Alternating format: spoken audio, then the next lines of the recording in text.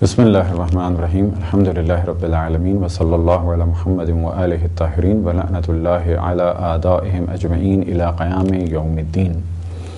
موضوع گفتگو مکروہات نماز جماعت۔ پہلے مرحلے میں دوبارہ مکروہ کی جانب توجہ دلائیں کہ مکروہ کے معنی ہیں وہ کام کہ اگر اسے انجام نہ دیا جائے تو بہتر ہے، لیکن اگر انجام دے دیا جائے تو کوئی حرج نہیں ہے۔ توضیح المسائل میں اور خصوصاً عبادات کے موضوع میں مکروہ کے خاص معنی اور ہیں، اور وہ ہیں کم ثواب کے۔ ایک معنی وہ ہیں کہ جو پہلے بیان کیے، یعنی نہ کیا جائے تو بہتر ہے اور کر لیا جائے تو کوئی حرج نہیں۔ لیکن جب بھی عبادت کا یا نماز کا موضوع اور وہاں پر آپ دیکھیں کہ یہ کام مکروہ ہے تو اس کے معنی ہے کہ اس سے ثواب کم ہوتا ہے، یعنی دو عبادتوں کے درمیان اگر لکھا ہو کہ یہ کام مکروہ ہے تو یہاں پر مراد ہے کہ ثواب کم ہے۔ لہذا پہلے مرحلے میں جس مسئلے کو بیان کریں اس سے خود بخود یہ بات واضح ہو جائے گی۔ مکروہ ہے کہ وہ شخص کی جس کی نماز مکمل ہو وہ اقتدا کرے اس امام جماعت کی کہ جن کی نماز قصر ہے۔ یہاں پر مکروہ کے معنی یہ ہیں کہ اگر ہمارے لیے ممکن ہو کہ ایسے امام جماعت کی اقتدا کریں کہ جن کی نماز مکمل ہے تو ایسی صورت میں کہا جائے گا کہ آپ کے لیے بہتر تھا کہ آپ ان کی اقتدا میں نماز پڑھیں جن کی نماز جماعت مکمل ہے، اور مکروہ ہے ایسے امام جماعت کی اقتدا میں نماز پڑھنا کہ جن کی نماز قصر ہے، کیونکہ آپ کی نماز مکمل ہے۔ لیکن اس کے معنی یہ نہیں ہے کہ اگر ایک ہی جماعت ہو رہی ہو اس امام جماعت کی اقتدا میں کہ جن کی نماز قصر ہے تو آپ ان کی جماعت چھوڑ کر فرادہ کی نیت سے الگ نماز پڑھیں۔ تو یہاں پر کہا جائے گا کہ فرادہ نماز سے بلا شک ہے وہ جماعت کہ جس کے امام جماعت کی نماز قصر ہو۔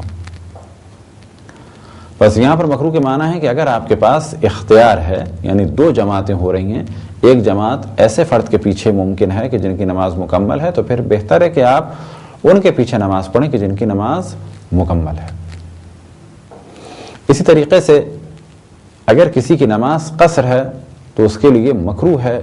کہ وہ نماز پڑھے کسی ایسے امام جماعت کی اقتدا میں کہ جن کی نماز مکمل ہو۔ بس اس مسئلے کو دوبارہ بیان کریں کہ جس کی نماز قصر ہو اس کے لیے بہتر ہے کہ وہ ایسے امام جماعت کے پیچھے نماز پڑھے کہ جس کی نماز قصر ہے، اور جس کی نماز مکمل ہو وہ ایسے امام جماعت کے پیچھے نماز پڑھے کہ جس کی نماز مکمل ہو، اور اگر اس کے برخلاف نماز پڑھی جائے تو کہا جائے گا مکروہ ہے، یعنی ثواب میں کمی ہے۔ البتہ بعض مراجع الزام فرماتے ہیں کہ ایسی صورت میں فرادہ بہتر ہے، جیسے کہ آیت اللہ العظمیٰ زنجانی۔ مکروہ ہے کہ جب پہلی صف میں جگہ ہو اور اس جگہ پہ انسان نماز نہ پڑھے اور ایک دوسری صف میں کھڑا ہو جائے اور تنہا ہو۔ فرض کریں ہم آئے اور نماز ہو رہی تھی اور پہلی صف میں کچھ جگہ تھی، ہم اس جگہ کھڑے نہیں ہوئے بلکہ تنہا کھڑے ہو گئے دوسری صف میں، تو یہ عمل مکروہ ہے۔ بس یہاں پر بہتر کیا تھا کہ پہلے مرحلے میں پہلی صف کو مکمل کیا جائے، اور اگر پہلی صف میں کھڑے ہونے کا امکان نہیں ہے تو اگر ہم دوسری صف میں کھڑے ہو گئے تو یہ عمل مکروہ نہیں ہے۔ مکروہ ہے جماعت سے نماز پڑھنے والے شخص کے لیے کہ وہ ذکر اتنی بلند آواز سے پڑھے کہ امام جماعت تک پہنچے۔ اسی طریقے سے مکروہ ہے قد قامت الصلاۃ کہنے کے بعد بھی کوئی نافلہ میں مصروف رہے۔ مثال کے طور پہ آپ نے نافلہ شروع کی اور آپ کو علم تھا کہ یہ میری نافلہ اس وقت تک مکمل نہیں ہوگی جب تک کہ اقامت ہو چکی ہو، یعنی آپ کو علم تھا کہ یہ نماز مکمل ہو ہی نہیں سکتی، یہ مکمل ہوگی کب کہ جب اقامت ہو جائے گی، حتیٰ قد قامت الصلاۃ بھی ہو جائے گی۔ فرض کریں کسی نے نافلہ شروع کر دی اقامت شروع ہونے کے فوراً بعد، تو یہاں پر اجمالاً علم ہے ہر شخص کو کہ جب قد قامت الصلاۃ کہا جائے گا اس وقت تک میری نماز مکمل نہیں ہوگی، تو قد قامت الصلاۃ تک نماز کو یعنی نماز نافلہ کو پڑھنا یہ عمل مکروہ ہے۔ اسی طریقے سے جب قد قامت الصلاۃ کہہ دی جائے،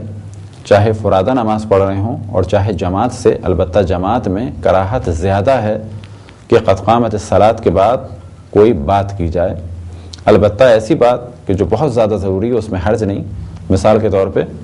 کوئی حادثہ ہو گیا، کوئی واقعہ ہو گیا، یا اپنے ساتھی کو بتانا ہے کہ میں جا رہا ہوں کسی کام سے، کوئی مشکل پیش آ گئی ہے، تو اس میں کوئی حرج نہیں، لیکن بلا ضرورت کوئی بات کرنا قد قامت الصلاۃ کے بعد یہ عمل مکروہ ہے۔